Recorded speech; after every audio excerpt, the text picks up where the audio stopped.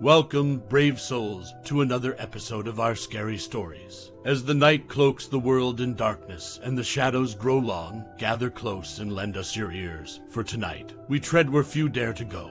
Every creak of the floorboard, every whisper of the wind carries with it tales of the unknown. Are you ready to peer into the abyss? The sun was sinking, painting the sky in brilliant hues of orange and deep purple as Hannah and Alex pulled up to the grand Victorian house. Its towers reached towards the heavens, while ivy crawled elegantly over the brickwork. The large stained glass windows reflected the last of the sunlight, turning them into ethereal tapestries of light. The house stood tall and silent, waiting. "This is incredible," Alex murmured, the awe in his voice echoing Hannah's sentiments. Hannah took a deep breath, the scent of old roses and freshly turned earth hitting her nostrils. "I can't believe we're starting our lives here." The wooden door creaked open as they stepped inside, revealing a spacious hall adorned with dark oak panels and vintage portraits. The air felt cool, slightly damp. It was the kind of chill that felt refreshing in summer but would require a roaring fireplace come winter.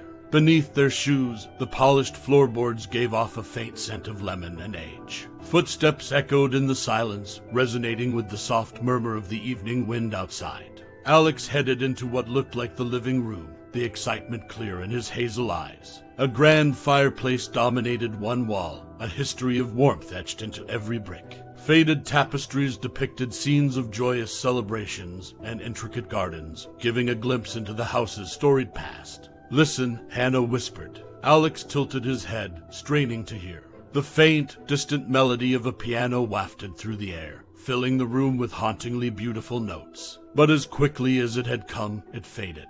"Do you think the neighbors are playing?" Alex questioned, but Hannah wasn't so sure. While Alex busied himself inspecting the old but well-preserved furniture, Hannah felt a call to the grand staircase. As she ascended, her fingers grazed the balustrade, feeling the cool, smooth surface underneath, crafted by hands long gone. The ancient carpet, worn in places, muffled her footsteps. Reaching the landing, she was drawn to a heavy oak door. It opened with little resistance, revealing a master bedroom bathed in the soft glow of twilight. An old canopy bed stood in the center, curtains swaying gently from an open window. A gentle breeze wafted in, bringing with it the distant chirping of crickets and the heady scent of blooming night jasmine. Hannah approached the window, and as she looked out, her heart caught in her throat. There, standing amidst the roses, was the ethereal figure of a bride. Her gown flowed, shimmering in the faint moonlight, her face obscured by a delicate veil. "Hen, you up there?" Alex's voice broke through her trance. Hannah blinked, and the figure vanished. She tried to speak, but her voice was shaky. "Alex, there was someone in the garden." Rushing to her side, he peered out. "I don't see anyone. Are you okay?" Hannah nodded, trying to convince herself it was a trick of the light or her imagination. "Yeah, just this place. It's overwhelming." Alex wrapped an arm around her. "It's an old house, Hen. It's going to have its quirks." Little did they know, the house's quirks were just beginning to make themselves known. The early morning light spilled into the bedroom, revealing walls adorned with faded floral wallpaper. Birds serenaded from outside, their cheerful melodies intertwined with the rustling of leaves. The world outside was coming alive, its vibrant energy contrasting the serene quiet of the old house. Hannah slowly stirred, the soft linen sheets wrapped around her. As she sat up, memories of the previous night's haunting vision crept into her mind, but in the brightness of the day, they felt distant, almost dreamlike. She shook off the lingering unease and padded her way to the adjoining bathroom. The cool tiles underfoot, the aroma of lavender soap, and the hiss of running water were comforting, grounding her in the present. As she let the water run over her hands, testing its temperature, she thought she heard a faint whisper, like the rustle of silk against skin. She strained her ears, but heard only the familiar sounds of the house awakening. Downstairs, Alex was already busy unpacking boxes in the kitchen. The aroma of brewing coffee wafted through the house, mingling with the scents of old wood and beeswax. The clatter of cutlery and china created a comforting backdrop as Hannah descended the grand staircase. "Hungry?" Alex asked, holding up a frying pan. "I was thinking of making some eggs." Hannah smiled, wrapping her arms around him from behind. "Sounds perfect." The rhythmic crack of eggs and sizzle of butter was soon accompanied by another sound, soft, almost inaudible, like a sigh carried on a draft. The couple exchanged puzzled glances. "Did you hear that?" Hannah whispered. Alex paused, tilting his head. "Sounds like the house settling.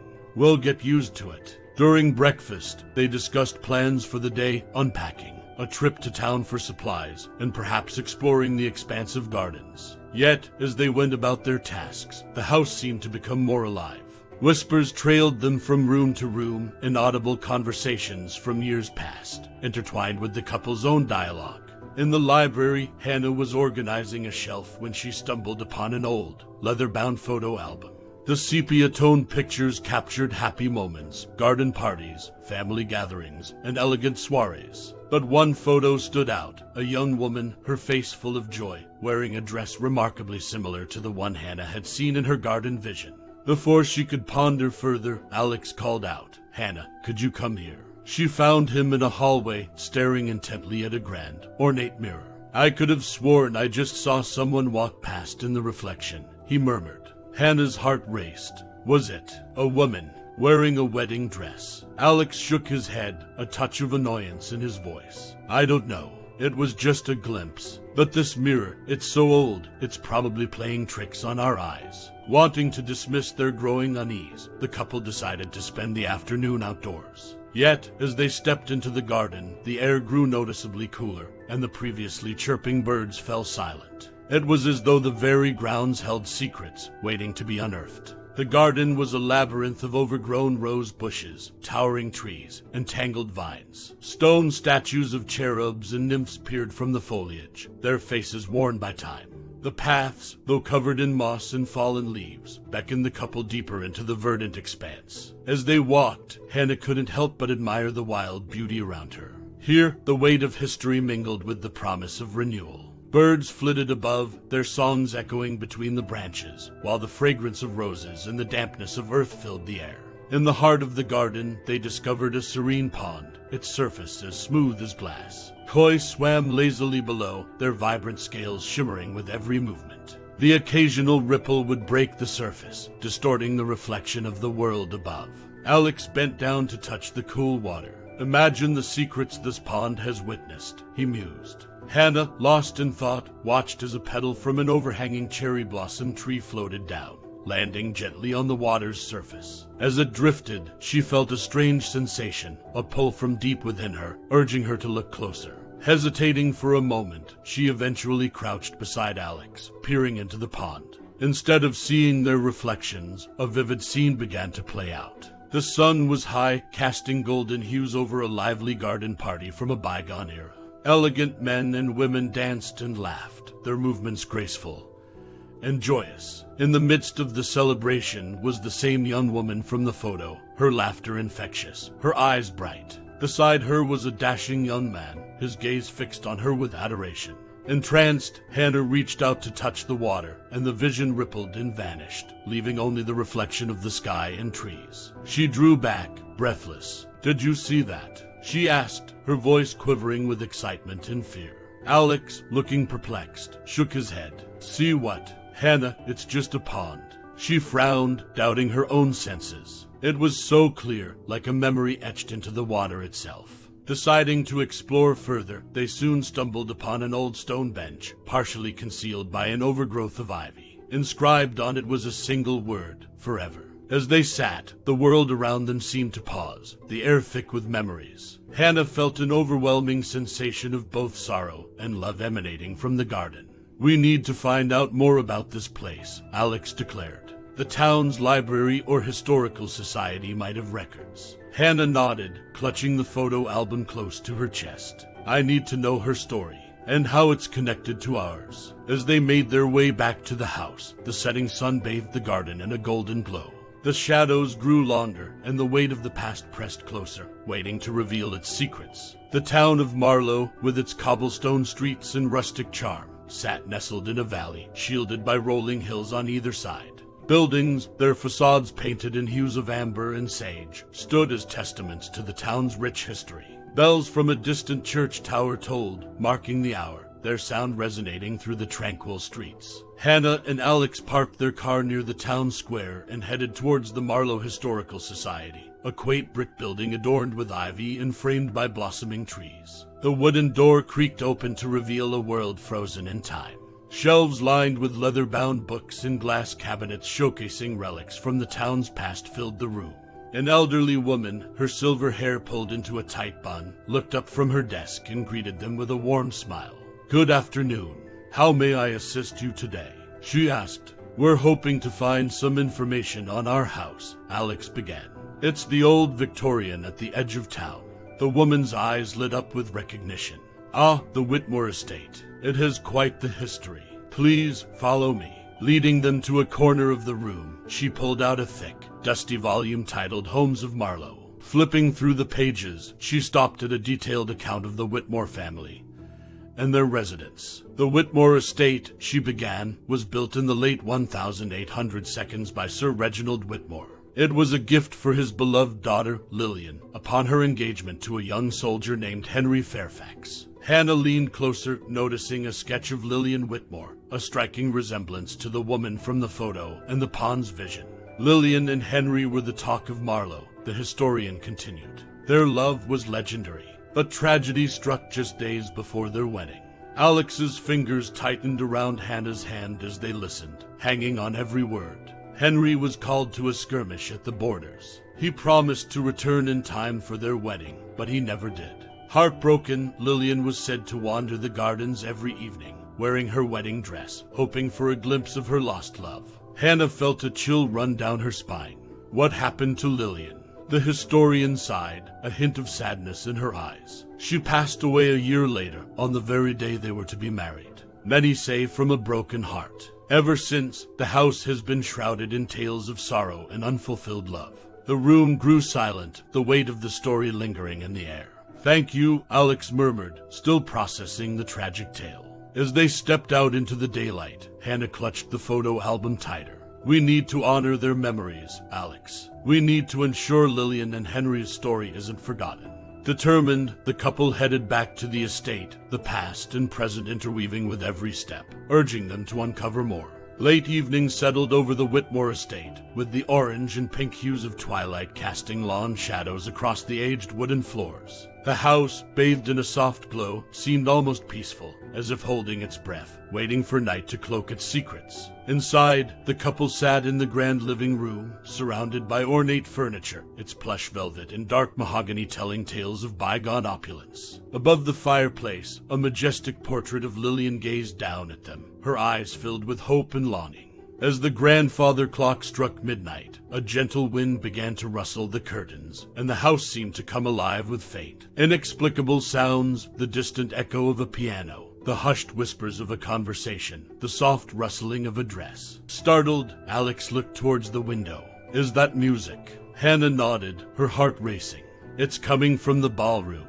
They slowly made their way down the ornate corridor, drawn to the melodic notes that grew clearer with each step. The ballroom doors stood slightly ajar, allowing a soft golden light to seep out. Pushing the door open, they were met with an astonishing sight. The vast room, typically empty and silent, was aglow with shimmering chandeliers. Phantom guests, mere transparent outlines, waltzed gracefully across the floor to the haunting tune of a ghostly pianist. At the center of the dance floor, a translucent figure of Lillian twirled, her white gown flowing around her, her face a mask of both joy and sorrow. Beside her, the faint outline of a soldier, Henry, held her close. Transfixed, the couple watched the ethereal scene unfold, feeling the raw emotions of love, loss, and hope emanate from the dancers. This was their eternal moment, a snapshot of the happiness that was snatched away too soon.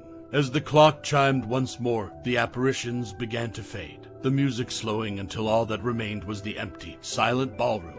Hannah, tears glistening in her eyes, whispered, "They're still here, Alex. Their love is still here." He pulled her close, holding her tight. "We'll find a way to help them, Hannah. We owe it to them." The house, in its age-old wisdom, seemed to sigh in agreement, wrapping them in its embrace, guiding them on their quest to bridge the gap between the past and the present. The sun greeted Marlowe with a gentle warmth, its rays filtering through the sheer drapes of the study. The room was a sanctuary of knowledge, walls lined with towering bookshelves, each filled with volumes of history, romance, and lore. It was in this room that Hannah stumbled upon an ornate wooden box, carefully tucked away in a drawer of the intricately carved desk. The box, though aged, was meticulously cared for.